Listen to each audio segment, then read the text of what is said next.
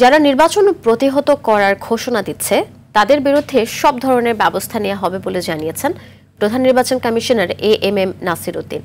সকালে বিজেপির সদর দপ্তরে বিজেপির নির্বাচনী মহড়া প্রশিক্ষণ পরিদর্শন শেষে এ মন্তব্য করেন তিনি। বলেন, সবাই মিলে অনাকাঙ্ক্ষিত পরিস্থিতি মোকাবেলা করা হবে। আইনশৃঙ্খলা বাহিনীর সদস্যরা নির্বাচনী দায়িত্ব পালনে প্রশিক্ষণ নিচ্ছে বলেও জানান প্রধান নির্বাচন কমিশনার। নাজমুল হুদার রিপোর্ট। ফুলপুরি সরকারি প্রাথমিক বিদ্যালয় কেন্দ্রে সকালে ভোট গ্রহণ শুরুর কিছুক্ষণ পরেই বাইরে হঠাৎ বিশৃঙ্খলা, ভাঙচুর, ভোট বন্ধের চেষ্টা।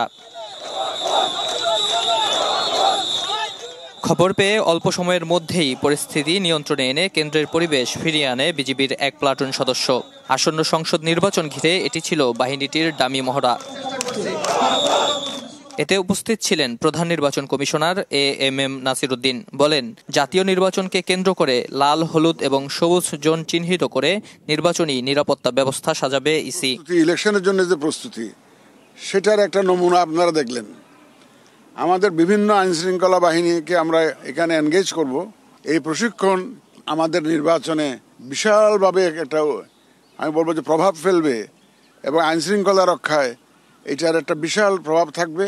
এছাড়া আগস্ট পরবর্তী সময়ে আইন শৃঙ্খলা পরিস্থিতি একেবারে নিখুঁত না হলেও অনেকটা উন্নত হয়েছে বলেও দাবি করেন সিইসি। বলেন, ভোটের আগে পরিস্থিতি আরো ভালো হবে।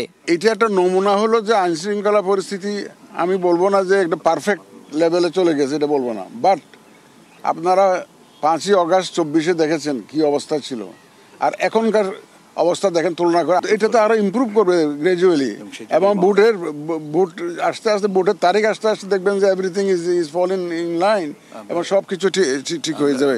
জাতির কাছে একটি সুষ্ঠু, সুন্দর ও নিরপেক্ষ নির্বাচন দিতে রাজনৈতিক দলগুলোর সহযোগিতাও প্রত্যাশা করেন সিইসি। সবাই মিলে ইনশাআল্লাহ অর্জন করব এবং ডেলিভার করব।